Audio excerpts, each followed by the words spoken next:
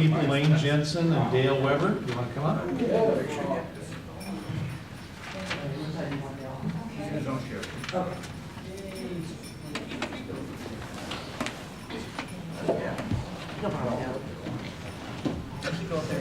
Okay, I guess I'll go first. Good morning, board members, Mr. McFarland. I'm here today to discuss a serious issue that I've seen in recent weeks. I'm sure everyone in this room would agree that their parents told them that lying is wrong. I know myself, I was caught lying several times as a child. I come to you today to show you that the lies are happening and the person responsible is here in this room today. The document that you have on my behalf is the rail supervisor's report from the Max Yellow Line incident back on October 13, 2011. Mr. McFarland stated that fatigue was not an issue in this crash. Yet I find it very interesting that the supervisor's report specifically states, and I quote, "I asked him to explain what had happened, and he stated that as he entered the platform, he thinks he fell asleep and the crash woke him up." What surprises me is that why would Mr. McFarland say that fatigue was not an issue in the crash, yet the supervisor's report specifically states that the operator fell asleep? Makes no sense to me. Why is, what I'm trying to understand is why, Mr. McFarland, did you not reveal that to the board members on January 9th? Mr. McFarland, are you out in the field with the rail and road supervisors? Are you out with the drivers and operators on a daily basis? Or are you behind a desk pushing papers? You know what it's like to be behind the wheel of a bus for 8 to 12 hours a day with passengers who want to pick a fight with you? Why do you think you know what's best for drivers when you yourself never drove a bus route? Why do you say it's the union's fault for bus cuts and fare hikes and not let the general public in on the negotiations? Mr. McFarland, you have a proven track record of lying to this board, to your employees, and to the public. It's time that you step down and let someone who knows how to run a transit agency take the reins. It is evident that all you care about is putting more MAX lines in instead of restoring bus service to how it was when we were #1 in America. Thank you. Okay. For me, good morning. Good morning. Good morning. This is my first board meeting, so bear with me here. I'd like to address the issue of how disabled riders are treated on TriMet. And from my point of view, I have to say not well. I've been subjected to more than one instance of being mistreated by bus drivers. And there's a copy of a 3-page document I wrote right after the incident happened, the main incident. I have the only copy of that right here. Yeah, I didn't know I needed to bring more copies, sorry. All right, we'll get copies to the rest of the board. Yeah. This particular incident happened a couple of years ago, and it's the reason I can no longer ride fixed route buses. Too much anxiety. I have really bad anxiety and stress issues.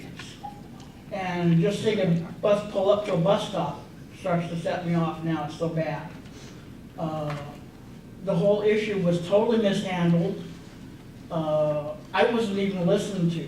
I don't think my side of the story ever got told, at least not to TriMet. They found no fault with the bus driver. And I don't see how that could possibly happen.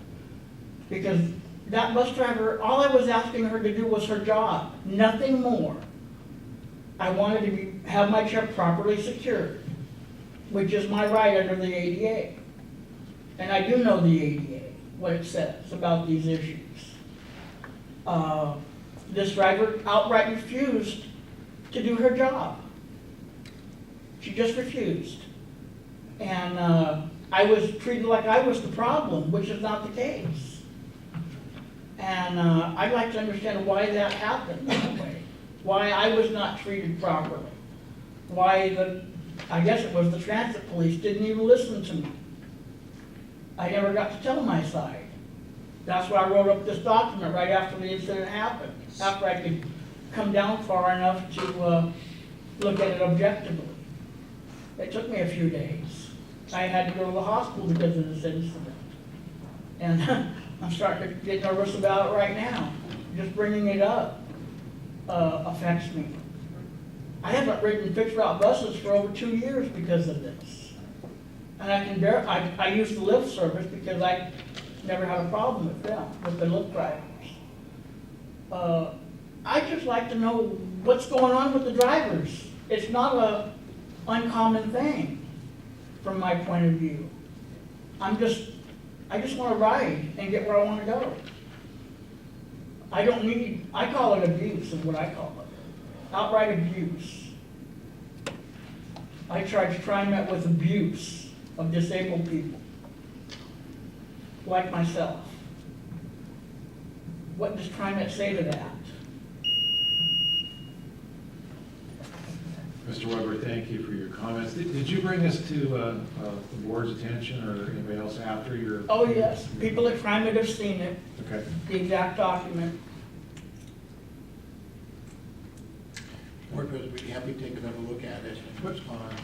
Would you please, I'd like to, obviously you can't give us any experience since then because it said you're not using Right, a fixed correct. route, which is Why I sad. can't ride fixed route buses anymore. Yeah, which is sad because we really would like to have folks like you be able to ride I used fixed routes. to go all over the place. I always had a monthly pass.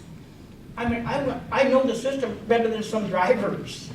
That's how much I used to ride between 1977 and 2010. I can't do that anymore. Thank you, Mr. Weber. Glad you came here. You did well. Thank you. Thank you. Appreciate it. Yes, thank you very much. Okay, next two people, Alex Hawk and Cameron Johnson. Good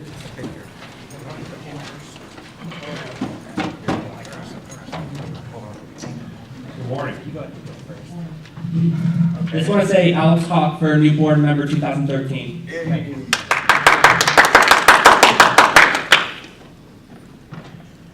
Let's see here. You haven't y'all bring it up? No, I just have. Okay. So the following is from my buddy Eric Halstead, who couldn't be here today. He is at work, but this is just a write-up that he made for me. To the board of directors, I'm a former TriMet writer from 1997 through December 2012. I use TriMet on a daily basis to and from work as well as other trips.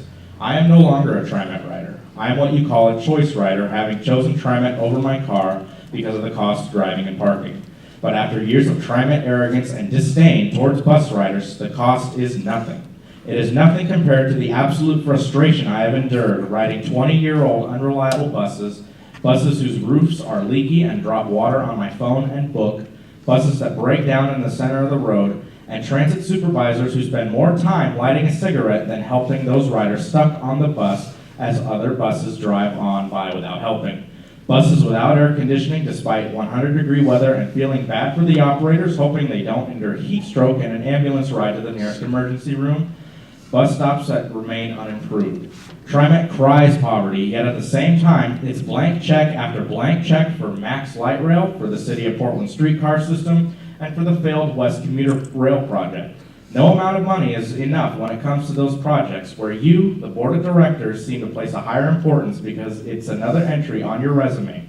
It's seeing your name on a plaque to commemorate it. Of course, your name doesn't show up on a bus, so why care about it? But having witnessed my good friend, that would be me, being pulled off the vintage trolley simply because the operator didn't like the jacket he was wearing. The arrogance by your public relations staff, by the way, this road supervisor boarded the trolley from the center lane, creating a safety hazard for both him and the riders on the trolley. The arrogance by your public relations staff who refused to answer basic inquiries about bus service on Facebook and Twitter, or the arrogance of valid legitimate complaints to customer service emails address is clear. TriMet does not care about service. This board does not care about this service, and it doesn't seem like you, Mr. McFarland, care about the service. My friend Eric works in customer service. His job is working directly with customers to resolve issues. Every day, I know good customer service, I know bad customer service. I don't blame the dedicated operators who have put up with the same lack of attention and respect by this board and GM. The GM and the board does not care, therefore they have no incentive to care. There are many operators who do an excellent job despite unreliable buses, poor working conditions, and all-out public assault on them as employees and human beings. But I finally got fed up. No more. I'm a former TriMet rider now. I hope you're happy that I'm one less bus rider, one less statistic on the mode of public transport that you'd rather see go away. One less person to have to complain on a regular basis on buses not showing up, or buses that pass me up because they're so full. One less complaint about a supervisor smoking a cigarette in the center of Barber Boulevard.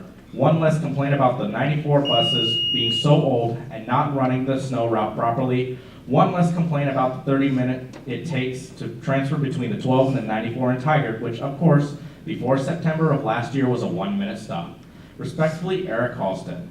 And here's some more examples of TriMet's commitment to diversity. TriMet has spent the last several years cutting back on bus service, both trips, days of service, and the entire routes, specifically affecting low-income minority populations in our region. TriMet has refused to replace older buses with newer buses, relegating low-income and minority populations to unreliable buses prone to breakdowns, buses that put out more pollution and exhaust, and buses that are too small of capacity for ridership, thus increasing standing room only buses as well as pass-up stops. TriMet continues to maintain nearly 200 high-floor buses, making ridership difficult for those with disabilities. TriMet refuses to invest in its bus stops, with only 1 in 6 stops being improved significantly, more than just a single bus stop sign. More bus stops lack even schedule information and benches, and few stops in comparison have shelters, and even fewer stops have sidewalk and crosswalk access lighting. Nearly 0 stops have art or transit tracker signs.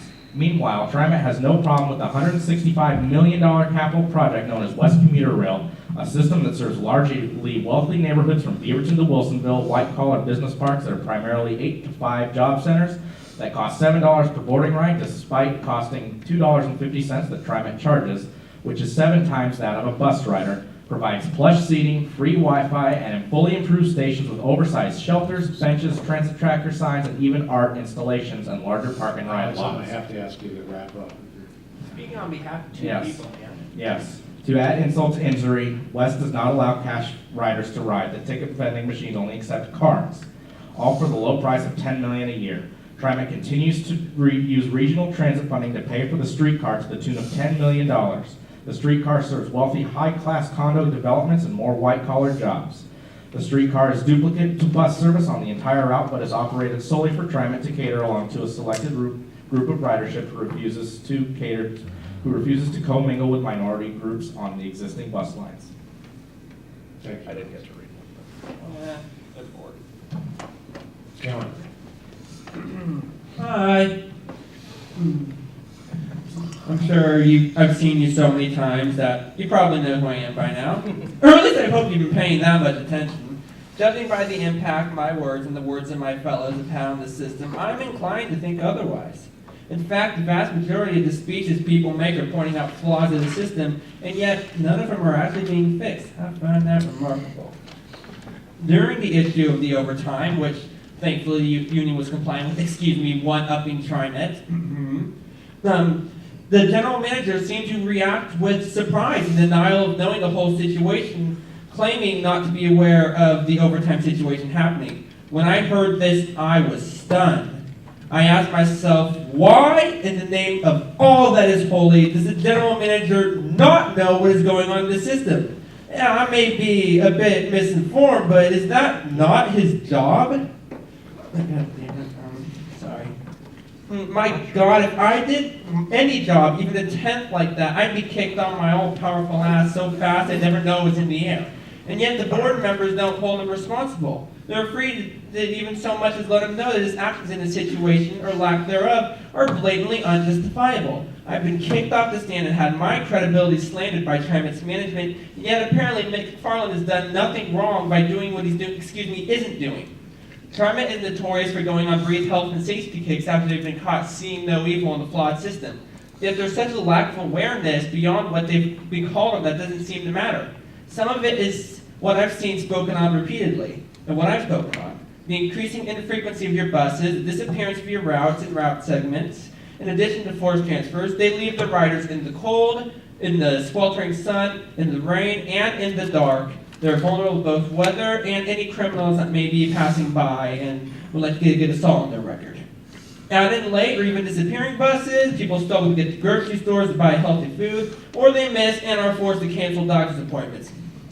Once I had to walk all the way from Happy Valley to the Clackamas Town Center because my bus wasn't due for an hour. How is that acceptable? I had a cold that day, I should probably mention. If you add raised fares to the fact that your system gets shoddier, that is just a giant slap in the face. I propose an idea. Anytime a bus is 2 minutes early or 10 minutes late, our ride is free. If a bus passes us or we are forced to transfer in a way that we did not have to in 2009, we receive a free transfer. Maybe by then you care a little bit more about running the proper system. This is all not even mentioning the fact that yes, our operators are either taking advantage of a flawed system or being pressured, goaded, or even forced into running late shifts, making them drowsy and unhealthy, and risking the entire bus full of lives. In addition, I hope that whole no smoking in the area of TriMet thing doesn't work out as well as it does at bus stops. Otherwise, you'd have secondhand smoke cause cancer before you even opened your mouth. Plenty of efforts put to arresting fare evaders, even when it's because the ticket machines broke down and TriMet told them to go to the next station, which completely screws them over for doing what they're told. People are sensitive to cigarette smoke, and sometimes when they get from the smoker is as bad as if they were lighting up themselves, only someone shoving it down their throats. My requests for people to stop have often been met with mocking and harassment in our reports to TriMet after they told me to report all smoking and harassment issues were ignored. Finally, there's the issue of inadequate bus stops and sheltering. This is Portland. It rains more days than it doesn't. The fact that there are maybe 100 shelters outside transit centers for 7,000 stops is embarrassing, and if you're stuck in the rain, deplorable. Last paragraph. I know issues such as service cuts in union are not issues that one speech can bring a conclusion to, even if I believe your stances are usually insanely discriminative to those you rely on and those who rely on you. Yet so many of these issues I point out are painfully obvious that it seems to match your claim that you are unaware of what is going on, Mr. McFarland, and that you, the board, have no intention to fix it. That, I believe, is proof that you need to reevaluate how well you are running your system. If any of us can notice these things more than you, that should speak volumes in itself.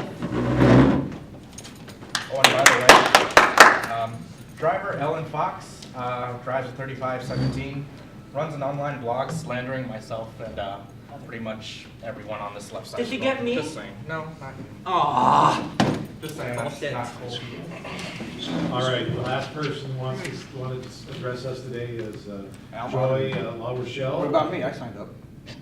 Oh, you want to come, oh, why don't we, I wanted to- get Joy, why don't we get Joy and Mr. Margulies, we'll have you come up. Are you Joy? Come on up here, please. Mr. Margulies, come on up, please.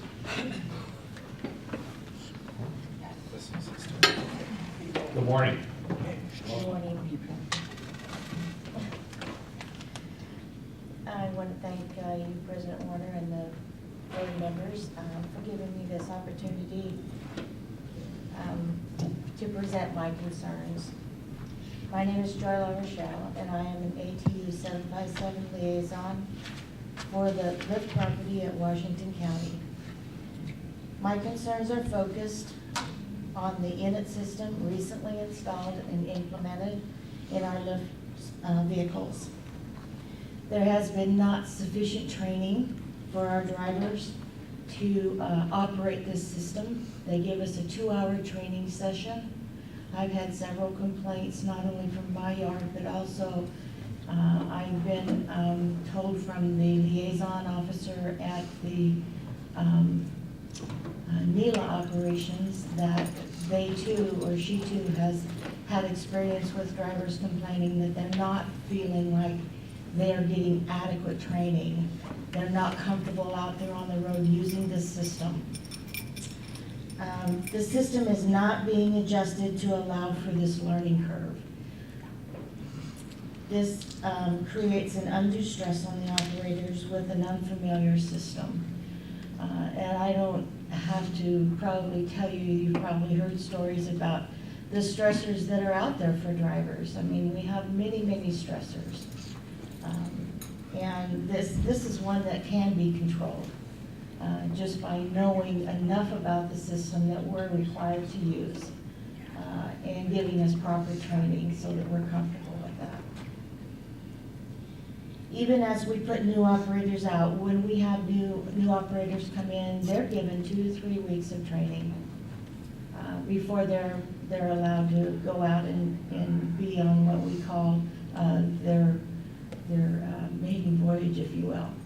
And they're supported with a system that does make allowances for those routes to be slowed down a little bit so that they can adjust. And all that we're asking for is to have that same consideration, Mr. McFarland, that we have time to adjust to this system. So there's been notes that, I mean, if anything else, it's been accelerated. They're feeling like it's been accelerated. Perhaps maybe because TriMet feels that this is something that is going to improve the operations and time schedules and whatnot. I beg to differ. It's not having that kind of effect on the operators. In addition, there are no allowances in this system for the operators to take breaks that are necessary for the reduction of their safety and health issues. I just recently talked with an insurance agent, whereas I have been trying to get a short-term disability available to my operators. And she asked me how many of the people that I represent are operators and how many might be mechanics. And I says, we are 100% operator-based. And she says, well, that's unfortunate because many of your operators will not qualify for insurance for short-term disability because they are a high-risk group. I have to ask you, why are we a high-risk group? And the answer is, we're not allowed to take sufficient breaks. First, I don't have to be graphic here, but it is an issue for especially the female operators, quite frankly. I've been an operator for 8 years, and it is sometimes embarrassing, some of the things that you have to, impose on people to have your comfort breaks. It's ridiculous. We don't even have access to the TriMet facilities so that we can use those if they're available. We have no access. And yet we are operating on a TriMet system. So in short, this method with the init system is inadequate in optimization of the system that is built in to improve safety for drivers and improve operations goals. I strongly advise consideration of the safety of our operators, providing services to our senior citizens and those with disabilities. And I thank you for this opportunity. If you have any questions, I'd be glad to answer. And I guess I just had questions. This is an issue that we're aware of with this is our contractors. We are, again, yes, the lift operators work for a subcontractor. The init system is a new, and it will be a superior system from what was before, as it is fully implemented. We can provide you additional information on that, but we will take these concerns to heart and have a conversation with the contractor as well to make sure that they're reasonably addressed. Thank you. Yeah, thanks for coming today. Thank you, Joey. Mr. Margulies, I'm sorry, didn't realize you wanted to come back to this. Yeah, I wanted to have a 3-minute open mic. I've got a couple comments. The first comment I want to make sure all you directors realize that when it came to binding arbitration, nobody asked the union members about that. That decision was made for us. The president of the union at that time decided to sign an agreement without even asking us. A lot of us have had problems with that decision being made for us. So not everybody's against you ending the binding arbitration. It's the process that you're using to do it that bothers us. The thing I wanted to comment the most about, and I think this is for the board of directors here, this negotiation could be started right now if Mr. McFarland and his staff would consent to open meetings so that people like me can attend and sit there and listen and watch. And I'm not sure why the board won't direct Mr. McFarland to open the union negotiations to the public. I mean, you can have your rules, no talking, no this, no that, no participation, but I just can't understand for the life of me why there's an objection to opening the union meetings to people to watch. What possible reason would you have to not want the public to see that? The only thing I can come up with is that you have something to hide, Mr. McFarland. That's got to be it. I mean, the union doesn't have anything to hide because they want to do it. Can you answer me, or you don't want to answer me? No, he doesn't want to answer me. So, I mean, this is for you people. Why can't you actually make a demand of your general manager for once? I've been coming for years. I've never seen the board actually direct the general manager to do anything, ever. All I see is the general manager getting every resolution put through over and over, year after year, whether it's him or Fred or anybody else sitting in that chair. Why can't it go the other way once, just once, like, we direct you, Mr. Neil McFarland, to open up the meetings between the union and yourselves, and let's get this thing on the road. Thank you, Alan. I guess for the record, I want to make it clear, I actually support the decision that the union negotiation should not be. Why, though? Can you explain to us why? The union negotiations, when it gets down to the point of them being considered publicly by us, that's when the public has an opportunity to weigh into the dialogue and discussion. Why? I'm not going to debate with you. I'm just telling you that what I'm saying is I agree with the decision, and a court is going to be determining. Yeah, but why? Why does it have to go through court? Why can't you tell us? Because there's an honest disagreement about what that law. I understand the law, but what is it about TriMet that doesn't want to open? I'll stop. We're not going to debate this any further. The other thing I want to make clear to you also, you made us a comment earlier about the only thing we say no to is the union contract. We have never seen a union contract since I've been here. I'd love to see a union contract. Well, he says no. Al, I'm just telling you, when a union contract's negotiated and ready to be brought before us, we look forward to acting on that contract. But right now, we are unable to have a contract before us because it has not been negotiated.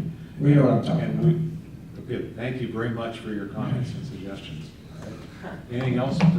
Never seen a board president so terrified of a conversation with the public. All right. That's it, Mr. President. That is it. Thank you very much for coming today. I appreciate it.